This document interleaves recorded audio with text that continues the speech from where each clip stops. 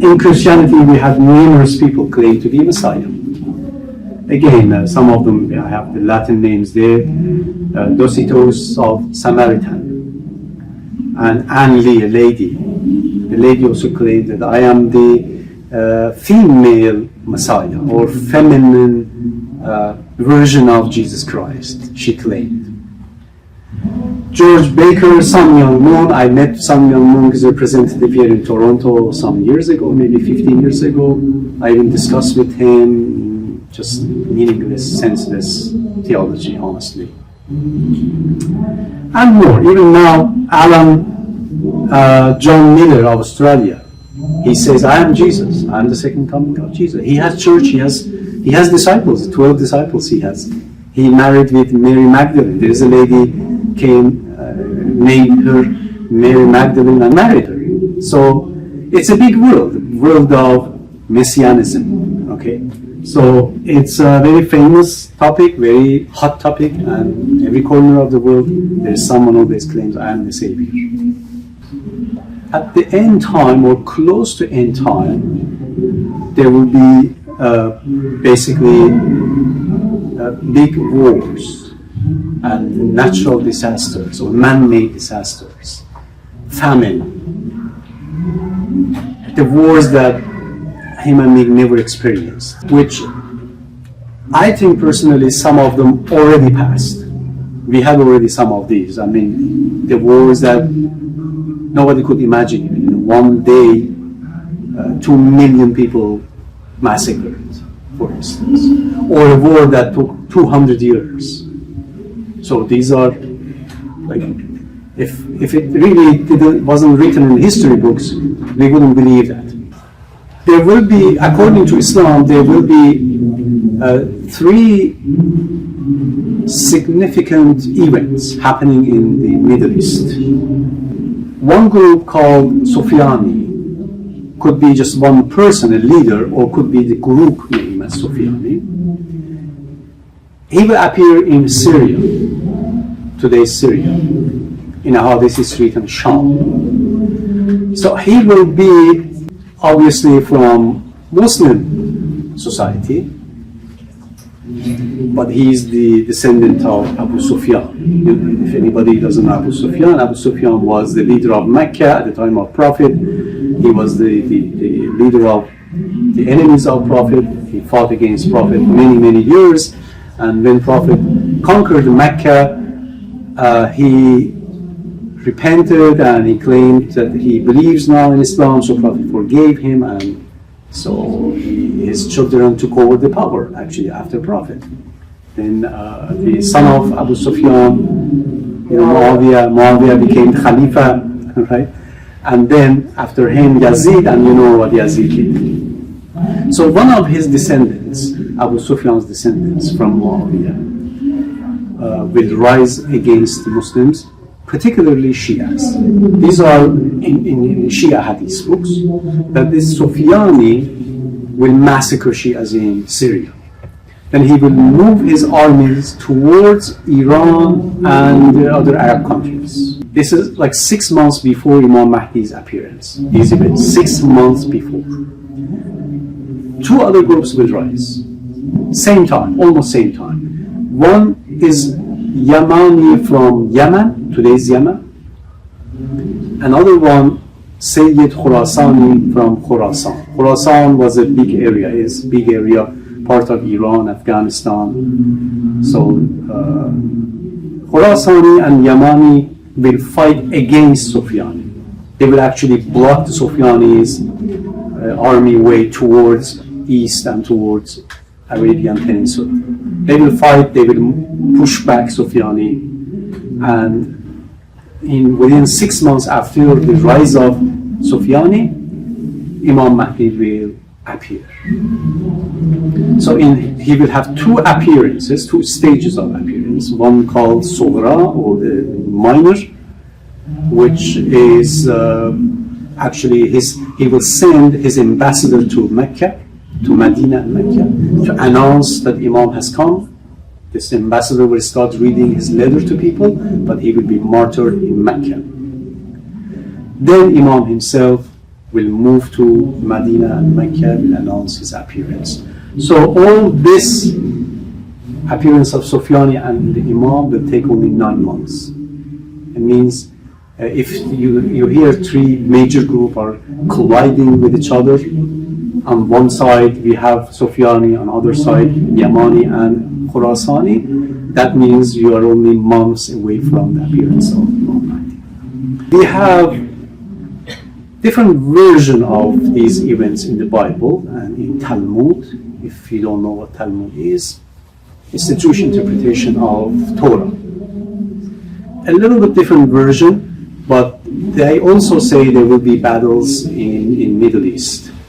It's written in some places, such as Ezekiel, chapters 38, 39, Zechariah 21, and in Talmud in several places like Sukkah, Sanhedrin, and Sata. If anybody want to take note, you can go read it. They actually explain what's going to happen. But the names are different there. So if we have time, I'll just give you another hint on the timing of the end time. So when the end time will be, basically. But basically, according to Islam, we don't know when the end time is. Nobody can say which date, which year is the end time, or which era is the end time. We can't say it. In Christianity also, we don't know. If somebody claims this year, that year is the end time, he's just deceiving you, according to Bible, because they asked Jesus when is the end time, and Jesus says nobody knows, even the angels, neither the Son, only Father, only God knows the end time. And in Jewish tradition also, even if someone knows, they say even if someone knows when, shouldn't expose it, shouldn't say it. It's haram according to our culture, literature. It's forbidden to expose or to say it. However, in other Jewish traditions, other Jewish scholars have given some hints for their opinions. So when I went through this in Talmud, I found out that 2029 is the time that Moshiach will appear, according to Jewish tradition. So they don't tell you what year, okay? They don't say 2009, no. So you have to go through the calculations and figure out, oh, this has to be 2029. So 2029 is the latest time that Moshiach has to come. Means any time before that. So how they calculated it, they say, or how I found out that, they say the world will last 6,000 years from the day of creation. Now they assume world was created approximately 5,700 years ago, right? Adam was created 5,700 years ago, and in the year 6,000, the situation, everything we know today as the world we know will change. Everything will change upside down, or maybe will go a different, different aspect, different way. Like you will see other side of the wall. You will be able to hear anything you want from past, from future. They have this kind of claims. So they say before this happens, meaning year 6,000, the Moshiach is supposed to be here, and he's supposed to rule 210 years at least. It means Moshiach, or the Savior, will rule the world for 210 years, then world will change completely to a different world. We call it end time. So when is this 210 years before end time? They say end time means the year 6,000, so you deduct that 210, and then you will come up with 2009. So why they say world will last 6,000? Because they say God created the world in 6 days, every day equals 1,000 years before God, so it means world will last 6,000. It's a little bit complicated and very scholarly topic, so I just wanted to let you know that Jewish tradition says in 2009, or the result is this: in 2009, the latest is 2009, Messiah should come.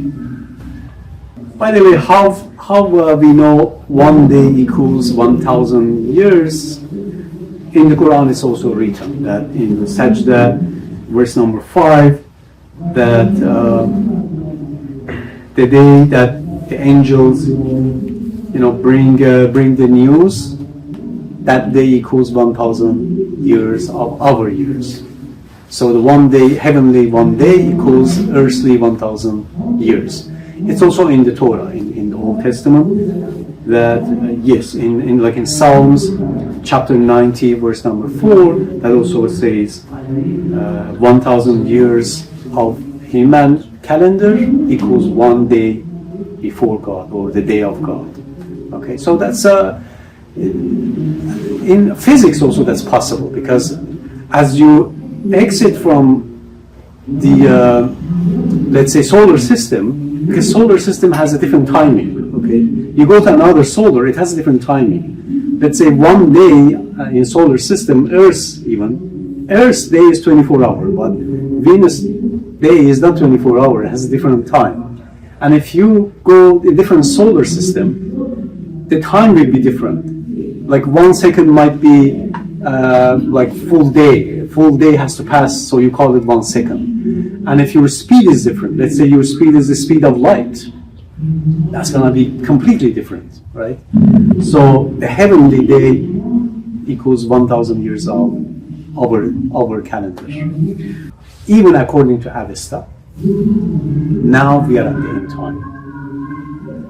In Avesta, it's written when Zoroaster was talking to God, Zoroaster asked God that when the Savior is going to come. Avesta himself was wishing to see the Savior, and so asked God, Ahura Mazda, when the Savior is going to come. So God tells him 3,000 years later.